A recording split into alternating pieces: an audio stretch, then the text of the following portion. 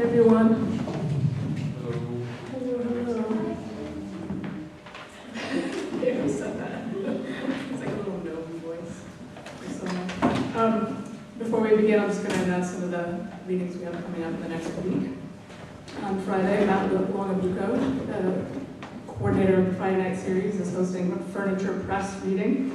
Some of the people who are going to be here reading their poems: Martine Bellin, Deborah Poe, Elizabeth Savage, Chris McCreary, Iris Cushing, and many, many others. And then on Monday, a pretty exciting event. There's an Italian poet, very famous in Italy, who I actually have not heard of and have since become very enthusiastic about. This event is called My Poems Won't Change the World, Patrizia Cavalli. And she is going to be here herself with the translator reading her work, and also be joined by Jonathan Galassi, Jory Graham, J.D. McClatchy, Mark Strand, and David Shapiro.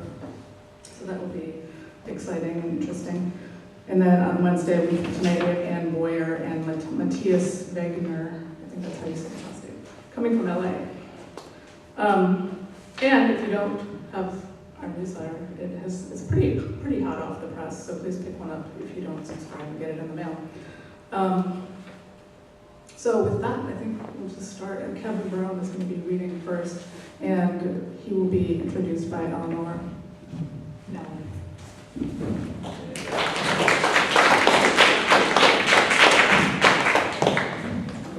you. So, there should be more people here. So I jumped at the chance to do this introduction tonight for two reasons. Peace, sister. One, and Stacy did not put me up to this, I'm always buttonholing people to come to the project.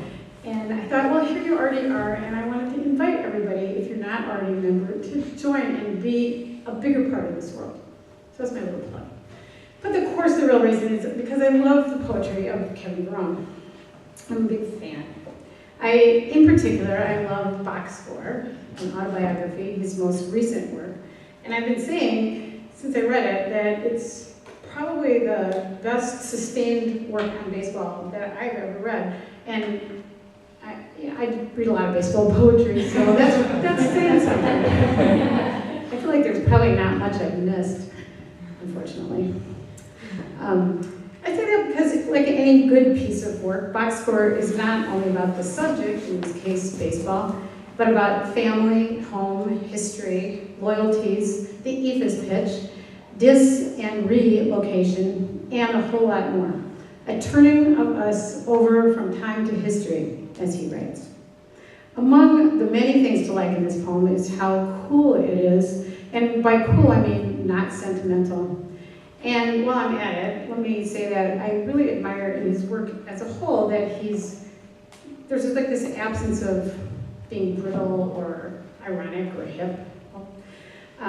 So in an email conversation a few months ago, he wrote to me, "For me, baseball as a literary subject is interesting in part because it is one of the very few acceptable ways for men in our society to be unashamedly affectionate toward other men, toward anyone, maybe. So he pulls off the very difficult trick of emotion without sentimentality.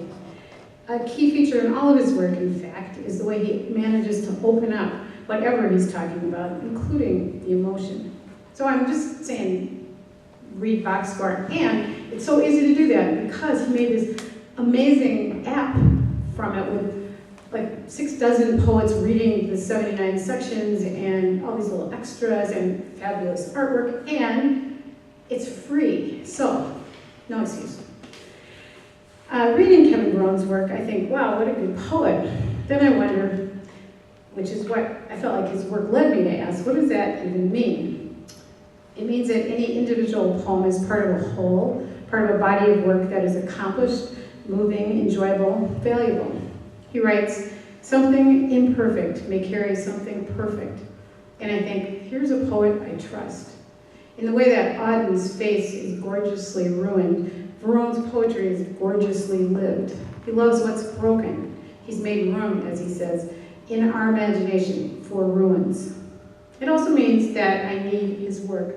If you have missed anything, I know there's one book back there for sale, and he's got a number of print publications, which since they're not there, I won't name them. He's a 2012 Pew Fellow in the Arts. He teaches at Temple University, and he lives outside of Philadelphia with his beautiful family. I am going to get out of the way in a second, just as soon as I quote this irresistible little work. Starlings, like leaves in a pot. Please welcome Kevin Varrone to the Pleasure Project.